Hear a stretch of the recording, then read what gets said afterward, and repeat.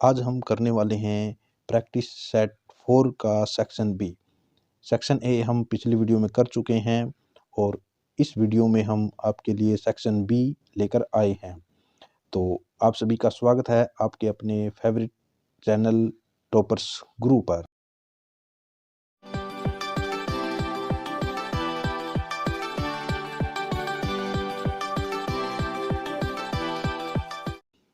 तो question number 21 में हमें बोला है पी के किस मान के लिए निम्न रैखिक समीकरण युग्म के अपरिमित रूप से अनेक हल होंगे। तो हमें दो इक्वेशन दी है। पहली इक्वेशन हमें दी है p minus 3 x plus 3 y is equal to P, और सेकंड इक्वेशन हमें दी है P X plus P Y is equal to 12।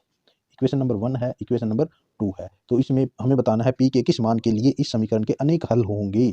तो अनेक हल होने के लिए तो हमें 3 कंडीशन पता होनी चाहिए। तो इसमें हमें अनेक हल होंगे। अनेक हल होने के लिए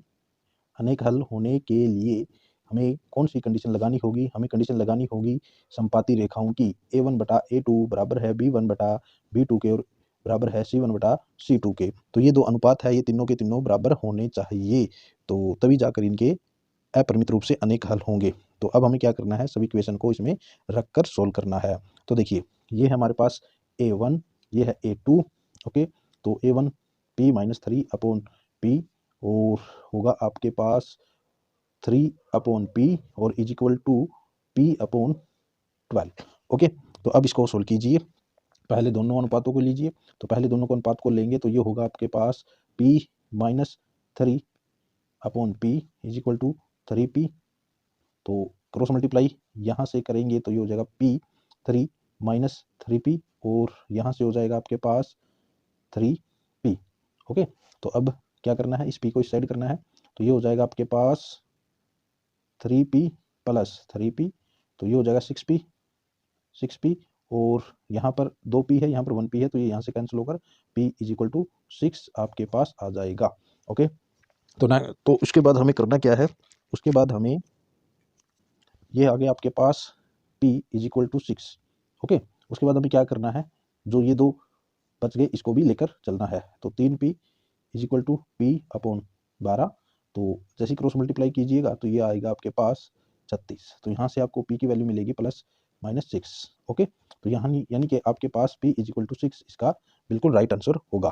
ओके, तो चलिए नेक्स्ट क्वेश्चन में चलते हैं। इसी के अथवा में हमें दिया है x और y के लिए हल कीजिए। तो इसमें हमें क्या करना है, इस क्वेश्चन का अथवा हमें दिया है और हमें क्या करना है, दो इक्वेशन हमें दी है। Equation number 1 x is equal to 2y minus 1 और इक्वेशन सेकंड हमें दी है 2x plus 3y is equal to 12। Okay, तो इसको हमें क्या करना है, सोल्व करना है और x और y की वैल्यू निकालकर इनको देनी है। ओके, तो देखिए इक्वेशन नंबर 1 में हमें ये बोला है, ये देखिए ये है equation number 1, x is equal to 2y minus 1।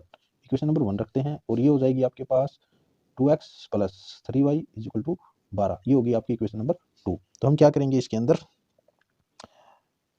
यहाँ पर समीकरण 1 का मान समीकरण 2 में रखने पर, तो क्या कीजिए, इसमें रखने पर देखिए यहाँ पर x की वैल्यू आई है हमारे पास 2y माइनस 1। हम इसको उठा के इसके अंदर रख देंगे तो 2x की जगह में क्या रखना है, 2y माइनस 1। ओके, बाकी जो इक्वेशन है जैसा है वैसा ही रखना है। ओके, तो अब इस 2 के इस ब्रैकेट के साथ गुना कीजिए। तो यहाँ पर गुना करेंगे तो 4 हो जाएगा और 2 की 1 के साथ गुना करेंगे तो 2 एकम 2 हो जाएगा plus 3y is equal to 12। अब देखिए y को देखेंगे क्या होगा, इनका प्लस हो जाएगा तो ये हो जाएगा 7y। इस 2 को यहाँ पर उठाकर डालेंगे तो यहाँ पर माइनस है, यहाँ पर प्लस हो जाएगा। तो 12 प्लस 2 14 हो गया, यानी कि 7y बराबर 14 और 7 के साथ 14 कहाँ पर कटेगा, 2 पर। तो y की वैल्यू आ गई हमारे पास 2। ओके, अब हमें क्या करना है, y का मान समीकरण 1 में रखने पर, तो जैसे ही समीकरण 1 में रखोगे तो x बराबर 2, y की जगह में 2 रखना है माइनस 1, तो x आ जाएगा आपके पास 3। तो यहाँ पर 4 हो जाएगा, 4 में से 1 जाएगा तो आपका आंसर आएगा 3, यानी कि हमारा आंसर जो आया x बराबर 3 और y बराबर 2। ओके, ये आपके दो आंसर है। ओके, आई होप आपको ये दोनों क्वेश्चन अच्छी तरह से समझ में आए होंगे।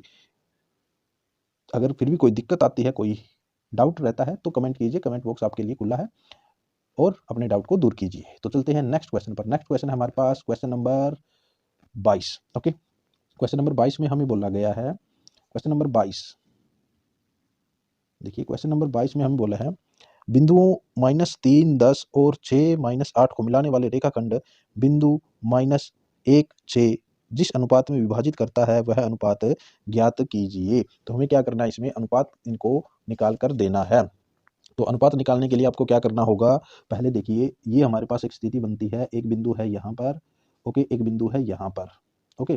तो मान लीजिए ये ए बिंदु है, इस बिंदु के निर्देशांक है हमारे पास -3 और ये 10, ओके, और एक बी बिंदु है यहाँ पर, तो ये है हमारे पास 6 और -8, इनको मिलाने वाला रेखाखंड है ये वाला, और इस रेखाखंड पर कोई बिंदु है, अन्य बिंदु है, मान लीजिए पी, ये इसको जो इसके निर्देशांक है वो है, इसके निर्देशांक है -1 और 6, ओके। तो ये किस अनुपात में इसको बांटता है, ये बात हमें बतानी है।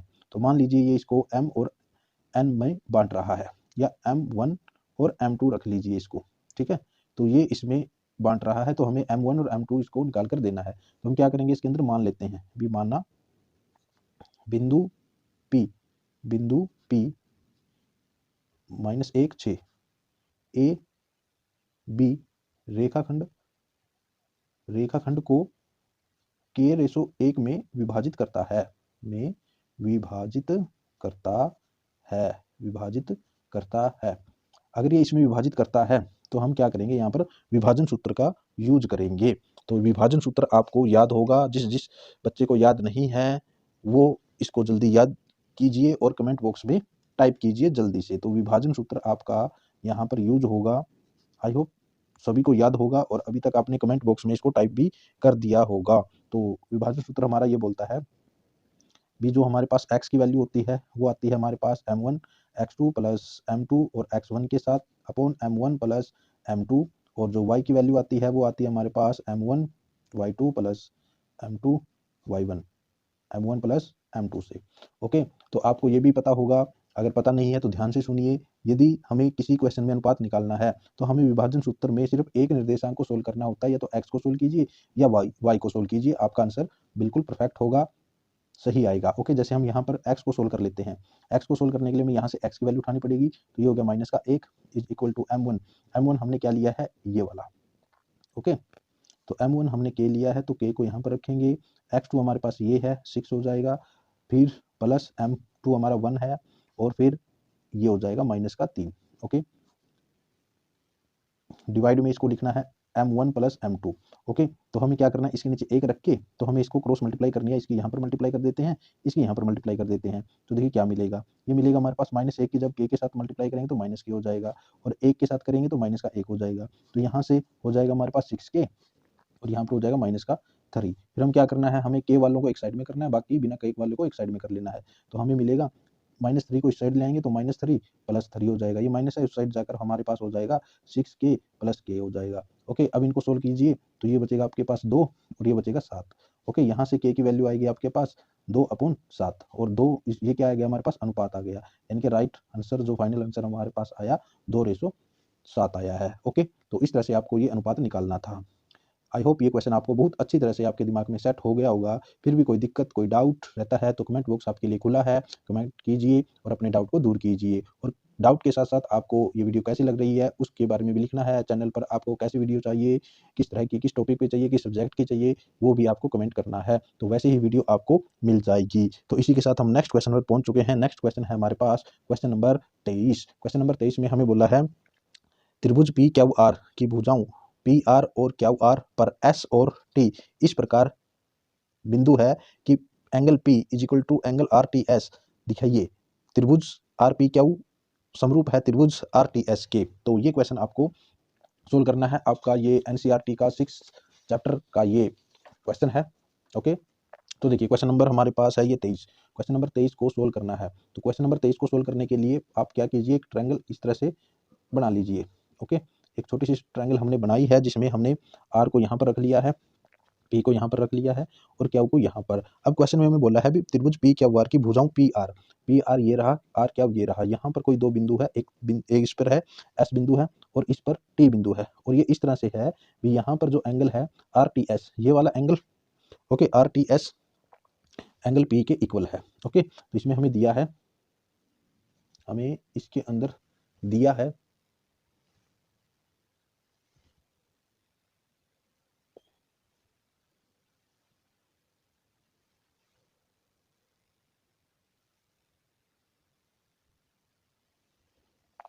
तो हमें दिया है इसके अंदर, पहले हमें लिखना है इसके अंदर दिया है, क्या दिया है, angle P is equal to angle R T S के, एंगल आर टी एस के।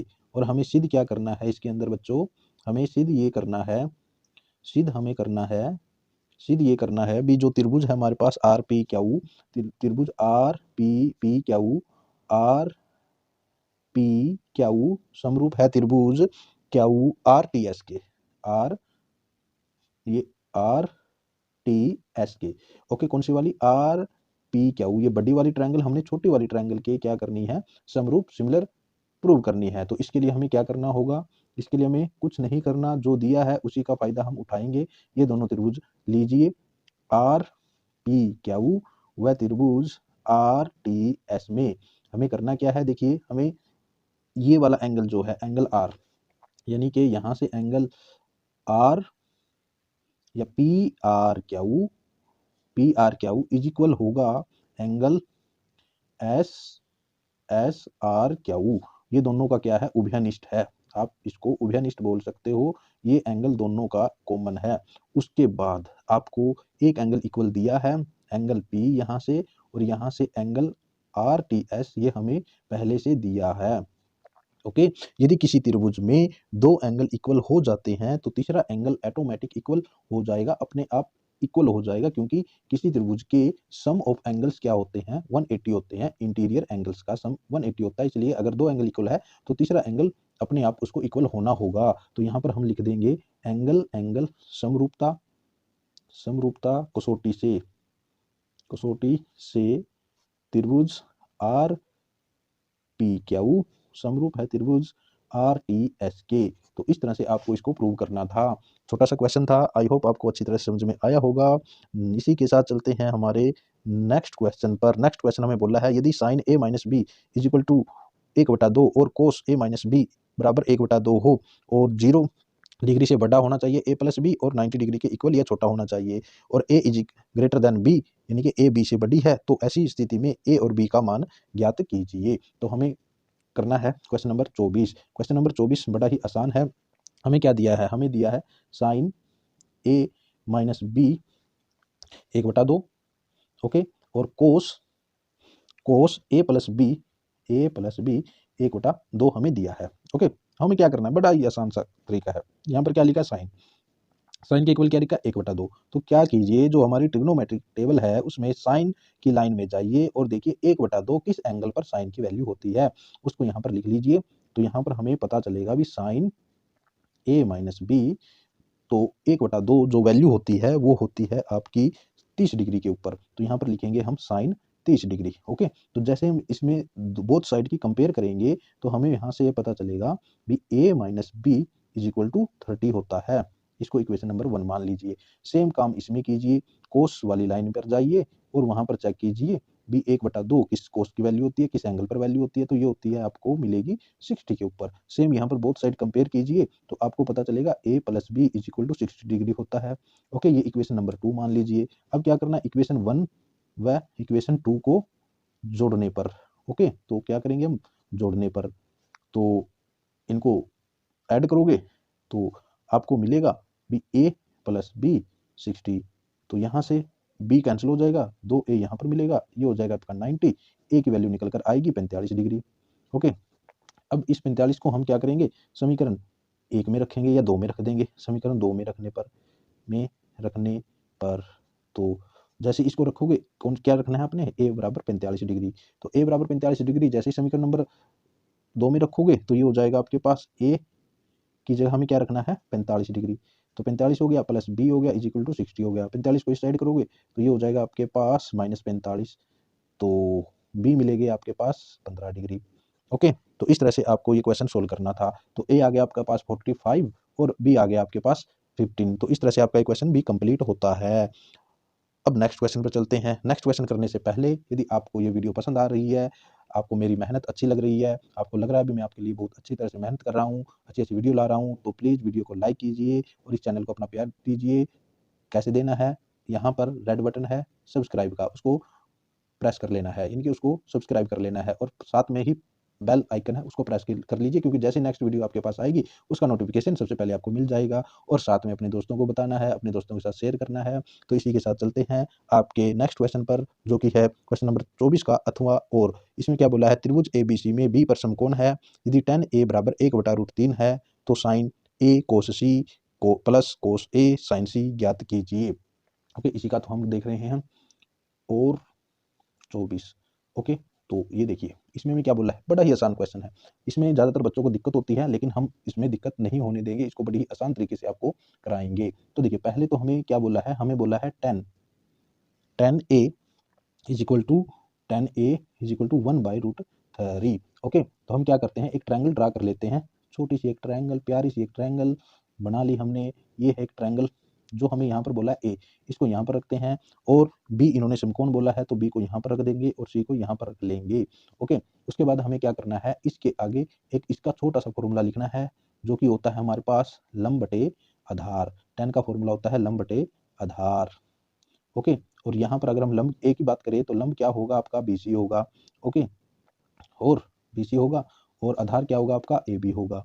तो अब हम क्या करेंगे, त्रिभुज ABC में मान लेते हैं भी, माना BC हमारे पास K हो गया और AB हो गया आपका √3K। ओके, अब हम क्या करेंगे, पाइथागोरस यूज करेंगे, पाइथागोरस प्रमेय से। तो पाइथागोरस प्रमेय से हमें ये ट्रायंगल कंप्लीट करनी है, जो कि बोलता है कर्ण का स्क्वायर यानी कि AC का square is equal to AB का स्क्वायर प्लस BC का स्क्वायर। तो AB हमारे पास √3 के स्क्वायर प्लस BC हमारे पास के स्क्वायर, तो ये हो गया 3 के स्क्वायर प्लस के स्क्वायर। तो ये हो जाएगा AC square is equal to 4K square.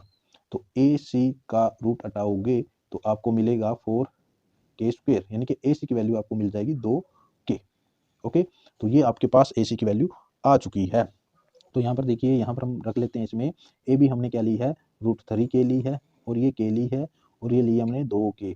Okay, उसके बाद हमें इसमें निकालना क्या है, निकालना ये है प्यारे बच्चों, क्या निकालना है, देखिए हमें निकालना है इसके अंदर sin A cos C plus cos A और sin C। ओके, ये निकालना है। तो हमें 4 चीज़ों की जरूरत है, तो ये निकालिए। पहले हमें जरूरत है sin A की, cos A की। ओके, तो साइन का फॉर्मूला होता है लंब बटे कर्ण। ओके, क्या होता है, लंब बटे कर्ण, तो लंब बटे कर्ण। ओके, लंब ये है, ए की बात है तो लंब ये है, कर्ण ये है, यानी कि ये हो जाएगा के से के कैंसिल हो जाएगा तो 1/2 होगा। और इसी तरह से आपके पास ये होता है आधार बटा कर्ण।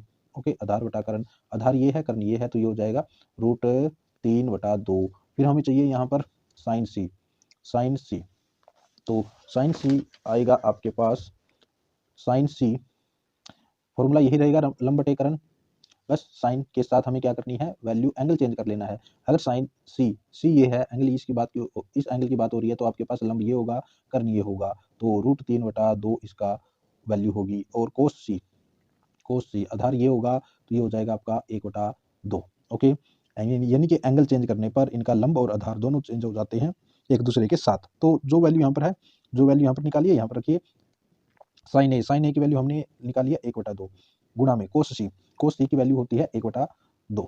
ओके, प्लस कोस ए हमारे पास √3/2 और साइन सी की वैल्यू भी है √3/2। एक बात ध्यान में रखिए, जहां पर अगर कोई दो ट्रिग्नोमेट्रिक रेशो लिखे हैं, उनके बाद कोई निशान नहीं है, उनके बीच में कोई निशान नहीं है, तो ये समझिए दोनों मल्टीप्लाई में है।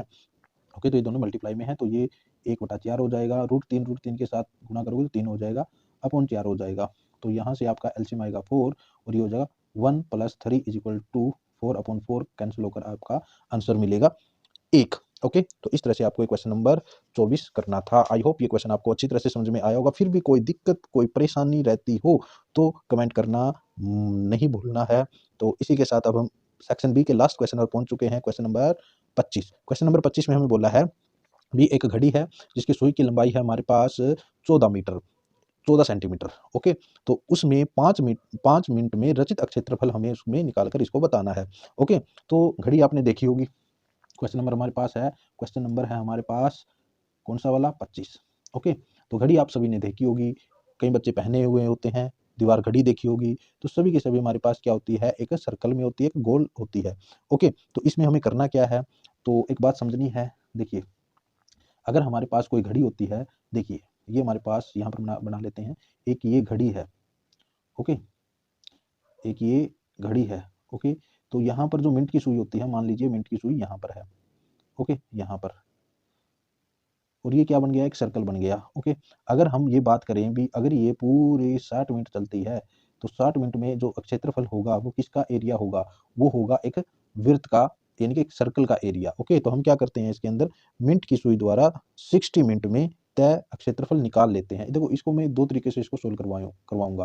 पहला तो तरीका ये है, देखिए, अगर ये एक मिनट की सुई अगर पूरी 60 मिनट चल जाती है, यानी कि पूरा 1 घंटा चल जाती है, तो ये एक सर्कल में घूमेगी। तो हम क्या करेंगे, मिनट की सुई द्वारा 60 मिनट में रचित क्षेत्रफल में तय क्षेत्रफल, ठीक है, वो होगा pi r square. Okay, pi r square. Okay, हमें कितना बोला, 5 मिनट, तो हम 5 मिनट में रचित क्षेत्रफल निकालिए। या हाँ, 5 मिनट में रचित क्षेत्रफल निकालिए। पहले क्या कीजिए, अब आपको आसानी से समझ में आएगा, 1 मिनट में क्षेत्रफल निकाल लीजिए। 1 मिनट में, तो 1 मिनट में क्षेत्रफल होगा में तय क्षेत्रफल, वो होगा pi r square upon 60। Okay, उसके बाद 5 मिनट में, 5 मिनट में रचित क्षेत्रफल, 5 मिनट में रचित क्षेत्रफल या तय क्षेत्रफल, तो 5 किसके साथ गुना कीजिए, पाई आर स्क्वायर अपॉन 60, कैंसिल हो, 5 के साथ 60 कैंसिल होकर आपको मिलेगा पाई आर स्क्वायर अपॉन 12। ओके, ये था आपका 5 मिनट में तय क्षेत्रफल। अब हमें क्या दी है, सुई की लंबाई दी है हमें, मिनट सुई की लंबाई, हमें की लंबाई यानी कि आर हमें दे दी 14 सेंटीमीटर। ओके, तो 5 मिनट में तय क्षेत्रफल क्या होगा, 5 मिनट में तय क्षेत्रफल वो होगा आपका, देखिए ये है पाई आर स्क्वायर 12। ओके, तो आर की वैल्यू हमें अब पता चल गई, कितना पता चल गई, 14। ओके, और पाई की वैल्यू यहाँ पर रखेंगे, तो पाई की वैल्यू हो जाएगी आपकी, क्या होगी, 22/7 होती है। ओके, उसके बाद हमें यहाँ पर देखिए पाई की वैल्यू हमने निकाली 22/7। ओके, और ये हो जाएगा आपका 14 गुणा में 14/12। ओके, ये यहाँ से कैंसिल हो जाएगा, 2 के साथ 6 कैंसिल होगा। ओके, और ये 11 कैंसिल हो जाएगा 3 पर, यानी कि 14 की और 11 की जब आप गुणा करोगे तो आपको आंसर मिलेगा 154/3 सेंटीमीटर स्क्वायर। ओके, तो इस तरह से आपको ये क्वेश्चन, एक तरीका ये था सोल्व करने का। ओके, दूसरा तरीका आपको मैं बताता हूँ, ये वाला, जो कि मोस्टली सभी बच्चे करते हैं। ओके, तो देखिए दूसरा क्वेश्चन, जो दूसरा तरीका है आपका क्वेश्चन नंबर 25 को करने का। देखिए, हमारे पास एक घड़ी होती है, घड़ी बाहर से डिजाइन उसका चौकोर या किसी भी शेप का हो सकता है, लेकिन जो नंबर लिखे होते हैं ना, नंबर, वो हमेशा राउंड में होते हैं, सर्कल में होते हैं। जैसे यहाँ पर होगा 12। ओके, यहाँ पर 1, यहाँ पर 2, 3 ऐसे होते हैं, 4, 5, 6 ऐसे होते हैं। ठीक है, आगे चलते रहेंगे ये। अब देखिए, हमें सिर्फ 5 मिनट से मतलब है। मान लीजिए ये सुई है, ठीक है, 12 पर है। ओके, अब इसको 5 मिनट कब होंगे, जब ये यहाँ पर आ जाएगी। ओके, 5 मिनट तो तभी होंगे नहीं। तो देखिए, अगर हम यहाँ पर बात कर लें, सिर्फ इसकी लंबाई इतनी है, तो देखिए अगर ये इतनी ये कर ले, तो ये क्या बन गया एक। अब सोचिए, चैप्टर 12 में आपने क्या सीखा है, ये आपने सीखा है त्रिज्यखंड। तो ये क्या बन गया, एक त्रिज्यखंड का क्षेत्रफल बन गया। तो इसका मतलब हमें क्या करना है, त्रिज्यखंड का क्षेत्रफल निकालना है। तो देखिए, यहाँ पर सुई की जो लंबाई है, सुई की जो लंबाई है, सुई की लंबाई वो आर हो जाएगी आपकी 14 सेंटीमीटर। अब बात आती है थीटा। तो थीटा के लिए हमें क्या करना है, हमें ये याद रखना है, जो 1 मिनट में जो 1 मिनट जो होती है वो 6 डिग्री के इक्वल होती है, यानी कि मिनट वाली सुई 1 मिनट में 6 डिग्री बनाती है। तो 5 मिनट में कितना बनाएगी, तो बनाएगी 6/5 गुणा में 5, 30 डिग्री। ओके, तो 30 डिग्री का एंगल बनेगा। तो यहाँ पर लिखेंगे 5 मिनट में रचित क्षेत्रफल, 5 मिनट में रचित क्षेत्रफल वो होगा आपका θ/360 पाई आर स्क्वायर। ओके, तो थीटा हमारे पास 30/360, 22/7, और आर होगी आपकी 14 गुणा में 14। तो ये हो गया आपके पास 12, वही आएगा सेम। तो ये हो गया आपके पास 2, ये हो गया 6, और ये हो गया 11, ये हो गया आपका 3। तो 11 के 14 ही गुणा करोगे तो आपको मिलेगा 154/3 सेंटीमीटर स्क्वायर। ओके, तो इस तरह से आपको ये दोनों तरीके से आपका क्वेश्चन सोल्व हो सकता है। आप ये तरीका भी लगा सकते हो और ये तरीका भी लगा सकते हो। ओके, तो आई होप आपको ये क्वेश्चन जो सेक्शन बी के हैं आपको ये पसंद आए होंगे। तो अगर आपको पसंद आई है तो वीडियो को लाइक कीजिए, चैनल को सब्सक्राइब कीजिए और अपने दोस्तों के साथ शेयर कीजिए। ज़्यादा से ज़्यादा बच्चों के पास इस वीडियो को पहुँचाइए, इस चैनल को पहुँचाइए। ओके, ये सभी बच्चों के पास पहुँचाने की ज़िम्मेवारी आप सभी की है। आप सभी की ये ज़िम्मेवारी, नैतिक ज़िम्मेवारी बनती है भी इस चैनल को सभी बच्चों के पास पहुँचाया जाए। तो मिलते हैं नेक्स्ट वीडियो में सेक्शन सी के साथ, और एक वीडियो आपके लिए आने वाली है टॉप 50 क्वेश्चन की मैथ के एमसीक्यू में आपके लिए लेकर आया हूँ, जो कि आपको डायरेक्ट क्वेश्चन में फाइनल पेपर में आपको मिलेंगे सभी क्वेश्चन। जो नेक्स्ट जो वीडियो होगी आपके लिए टॉप 50 की, तो चैनल को सब्सक्राइब करना ना भूलना, क्योंकि उसका नोटिफिकेशन आपको मिलना ज़रूरी है। ओके, तो मिलते हैं नेक्स्ट वीडियो में नेक्स्ट टॉपिक के साथ। Thank you.